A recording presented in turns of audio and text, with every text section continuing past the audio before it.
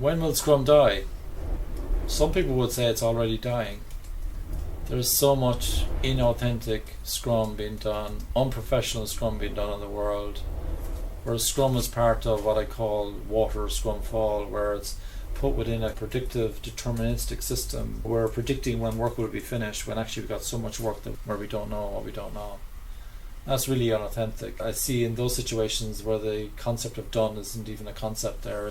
They think that done means we met the acceptance criteria, when actually it's almost like the checklist for how we do things around here, the technical standards and the product quality standards, international standards, for example, that we might need to comply with. I would argue that Scrum is dying, but also I've been very encouraged by the level of authentic agility that's growing as well. I'm seeing some very advanced practitioners coming to my PSM2 class, for example. I'm really inspired by the people who come, and sometimes they feel a bit down because they're within a system where they're expected to do things that they should not be doing. They're expected to create dashboards, they're expected to coordinate between teams, they're expected to manage what's going on, they're expected to be delivery managers. Is a common practice now where you got delivery manager, where the Scrum Masters are actually on the hook for delivery, not just the effectiveness of the Scrum team. But when they go through the PSM2 class with me, what they notice is that, we're not supposed to be doing these things. What we're supposed to be doing is observing and with permission, coaching, teaching, advising, acting as a change agent, working with the organization, working at all levels, helping the management and executive leaders to cultivate the environment in which agility can really grow. And I send them away from PSM2 saying, I want you to be ambassadors for what a Scrum Master should really do. So that when people are looking for Scrum Masters, when they're hiring them, when they're wondering what a Scrum Master should be doing, you'll be telling them what a Scrum Master should be doing. And if the Scrum Master's on message, it improves the chances that the product owner is a proper product owner, not just a team product owner, which is a typical failure mode that I've seen, because there's only one owner for the product. You might have product managers within each team, but you wouldn't have product owners within each team. We've been moving away from business analysts acting as product owners. Business analysts are very good professional people, but in Scrum, from a Scrum perspective, they're developers, they're people who do the work, because in Scrum, developer means someone who does the work.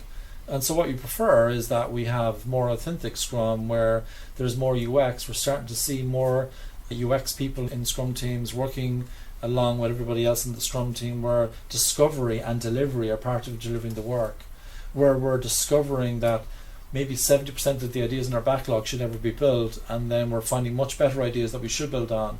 So it's almost like we're a heat-seeking missile for value and finding where the real value is. And so the aspects of Scrum that I really have hope for are where teams are not just delivering, they're discovering to deliver. They're discover to delivery teams instead of feature factory teams just delivering features that people have asked for, where they're goal-oriented and so on. And so I take a lot of hope from evidence-based management from Scrum.org, the professional Scrum training that's taught by Scrum.org, that's helping to get the message out there about being more authentic with agility. All that said, agility is now growing beyond software. It has been for the last number of years. And so there's another option coming on the table called Kanplexity, which is Kanban for complexity. And it's primarily aimed at non-software, non-tech teams. Because in that space, it's very difficult to deliver a product or service, or a piece of product or service that's valuable within a 30-day increment. Tobias Mayer would tell me, you can deliver something in 30 days, and I think Tobias is right. There are cases, however, in non-software where I've seen for myself, with my own eyes, that it is quite difficult initially to deliver value within 30 days. I started with a team in oil, for example. They started with 4 months of cycle time to deliver real value. And we did get their cycle times down to under a month, and then they had the option to go into Scrum. And that's where they could really commoditize their agility with Scrum again. That's the advantage of Scrum, by the way, that there's learning out there on what Scrum is. There's also some really inauthentic learning on Scrum. But if you go to Scrum.org, for example, to learn really professional Scrum, that would give me more hope that you're likely to be on the right track, that you're likely to be doing the right proper Scrum. And the more as well you have product owners who are important executives in the organization, not just people who have got the time to do the work, but people who actually have the power to do the work. That they're not mutually exclusive, by the way. You might be an executive who is a product owner and you are with the team all the time because you're working on some new innovation, but by and large what I see is people are assigned to product owner accountability because they've got the time, but they don't have the power. The more we see Scrum Masters who work beyond teams, the more we see product owners who are real product owners who really do own the product, the more we see discovery in teams, the more inspired I will feel about Scrum. And I am inspired about Scrum because I teach Scrum at UX, for example. I teach Agile leadership. I help advanced Scrum Masters to become much better at their Scrum. So I am really committed to Scrum, and I'm very encouraged by that. But I'm also quite discouraged by the level of inauthentic agility, and Scrum is in danger of dying.